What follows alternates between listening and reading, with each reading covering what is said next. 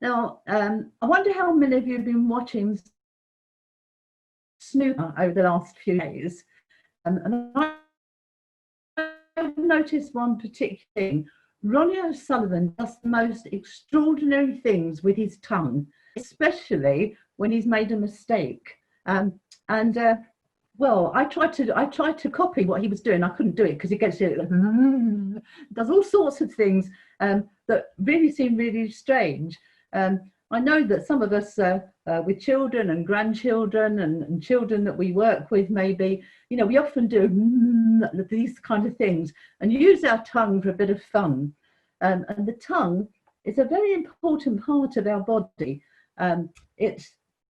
It has lots of things and does lots of things, even though it's such a very tiny part of our body.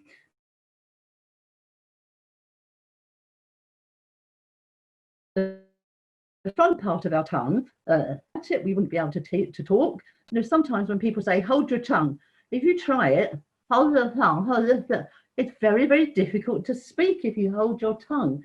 So it's very important for our speaking.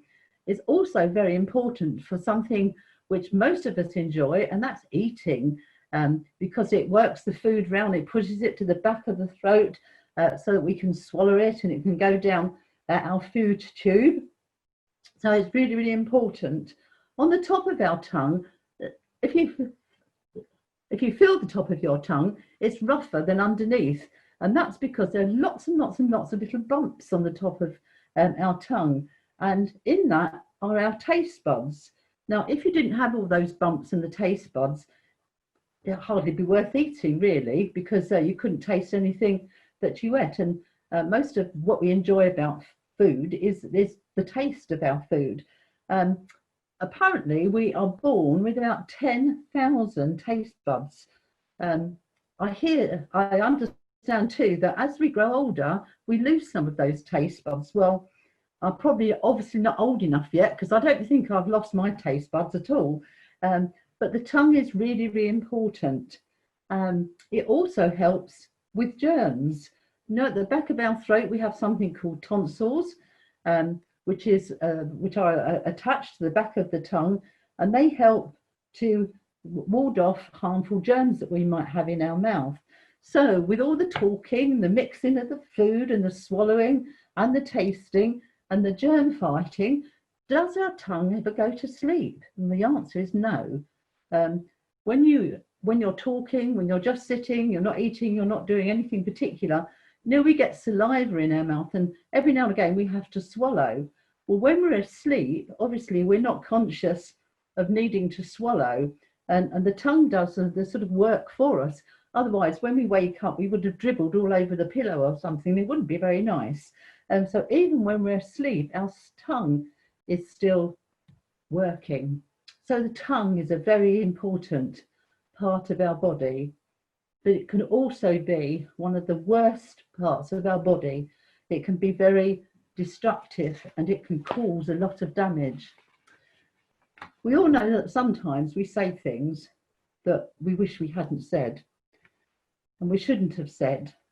And sometimes it perhaps doesn't affect other people, but often when we say things, it hurts people, and it certainly upsets God when we say things that we shouldn't. And you've all seen this before.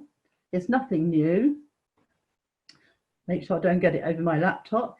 If I squeeze out some toothpaste there, and then I think, oh, actually, I don't need it, we all know it's virtually impossible to get all of that toothpaste back into the container. We could try and we could try, but it's really hard. And that's the same with the wrong things that we say. Once we've said it, and it's too late. We can apologize to people for what we've said, but we've already caused the hurt.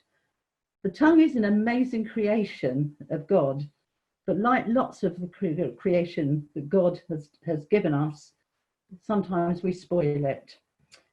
There are lots of ways we can use our tongue for the good. We can say good things, kind things, we can encourage people, and this is what will please God.